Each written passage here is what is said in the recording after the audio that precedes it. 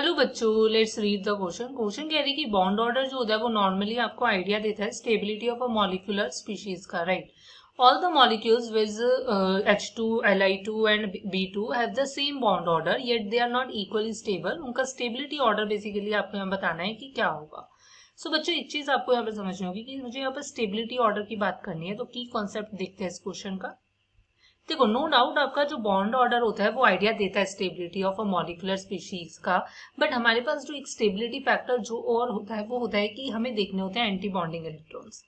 आपके पास क्या होता है कि एंटी बॉन्डिंग इलेक्ट्रॉन से हमारे पास जो स्टेबिलिटी होती है वो इनवर्सली प्रोपोर्शनल होती है। जिस मॉलिक्यूल में जितने ज्यादा एंटी बॉन्डिंग इलेक्ट्रॉन्स होंगे उनकी स्टेबिलिटी जो होगी उतनी ही कम होगी। सो जितने कम एंटी बॉन्डिंग इलेक्ट्रॉन्स होंगे उतनी ज्यादा आपकी क्या होगी, स्टेबिलिटी बढ़ जाएगी, राइट। एंटी बॉन्डिंग इलेक्ट्रॉन ज्यादा, स्टेबिलिटी कम।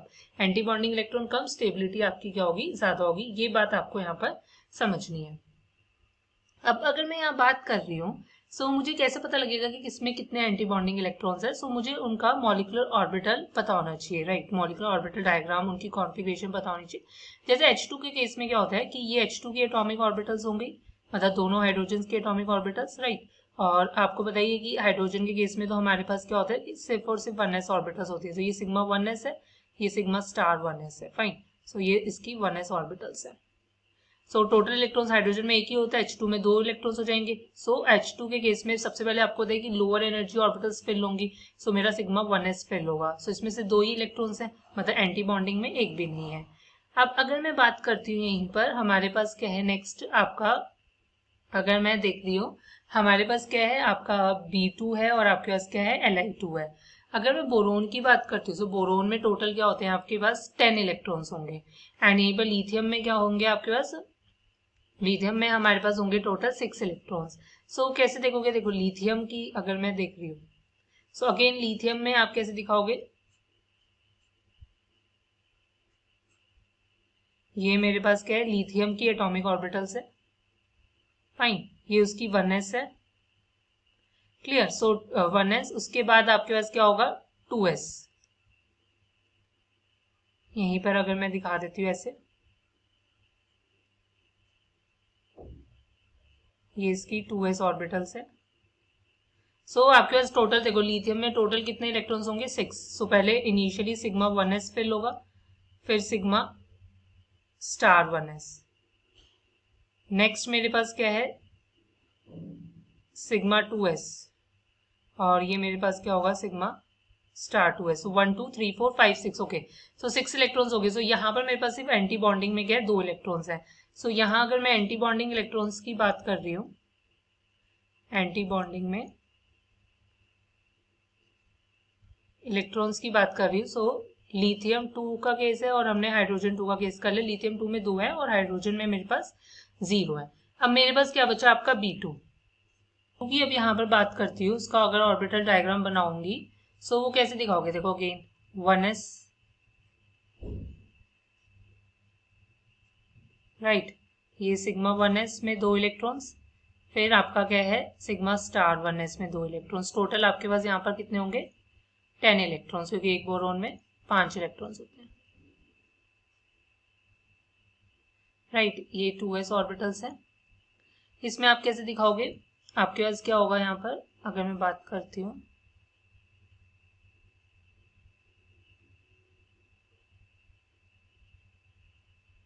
ओके। सो ये एटॉमिक ऑर्बिटल्स हैं और बीच में आपकी ये मॉलिक्यूलर ऑर्बिटल्स हैं। सो इसमें हमारे पास कितने होंगे, 2 और 2 इलेक्ट्रॉन्स। फर्दर अगर हम मूव करेंगे यहाँ पर, अब आपके पास ये तो 1s और 2s की बात हो रही है। नेक्स्ट हम यहाँ मूव करते हैं, आपका हमारे पास अब आपके क्या है, 2p,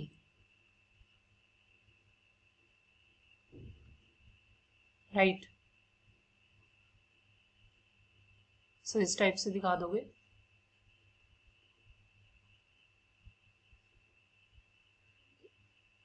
अगर मैं शो करती हूँ,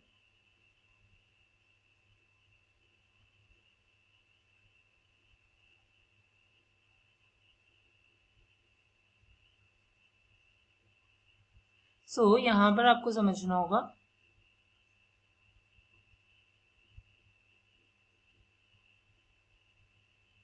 यहाँ पर मेरे पास क्या होगा, टोटल मुझे 10 इलेक्ट्रॉन्स करने, तो 1 2 3 4 5 6 7 8 9 और आपके ये 10। सो देखो ये सिग्मा स्टार 1s था, राइट। ये मेरे पास क्या है, सिग्मा 2s है और ये सिग्मा स्टार 2s है। यहीं पर अब आपके पास यहाँ पर क्या होगा, अगर मैं बात करती हूँ, सॉरी यहाँ पर हमने एक मिस्टेक कर दी है। आपके पास यहाँ पर क्या होता है, क्योंकि यहाँ sp मिक्सिंग नहीं होती है, सो यहाँ पर ये पाई ऑर्बिटल्स रहेंगी आपके यहाँ पर।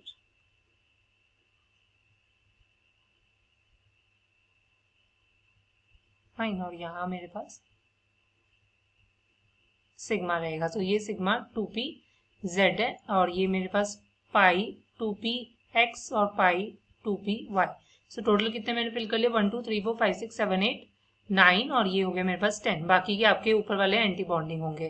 फाइन, सो मैं देख सकती हूँ कि यहाँ पर एंटी बॉन्डिंग में कितने इलेक्ट्रॉन्स है, 1 2 और 3 4, सो 4 इलेक्ट्रॉन्स है। सो Be2 के केस में मेरे पास, सॉरी बोरोन के केस में मेरे पास क्या है, 4 इलेक्ट्रॉन्स है। सो जैसे जैसे एंटी बॉन्डिंग इलेक्ट्रॉन्स बढ़ेंगे आपकी स्टेबिलिटी जो होगी वो आपकी क्या होगी, कम होगी। सो अगर स्टेबिलिटी आपकी क्या होगी, कम होगी, सो मतलब कहने का मतलब है कि स्टेबिलिटी ऑर्डर क्या होगा कि B2 की सबसे कम आपको देखने को मिलेगी, मतलब Li2 की सबसे ज्यादा, सॉरी H2 की सबसे ज्यादा होगी,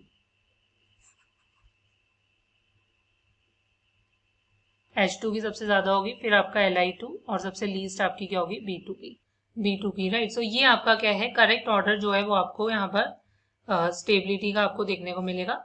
so this is your final answer. Hope you understand it well. Best of luck. Thank you.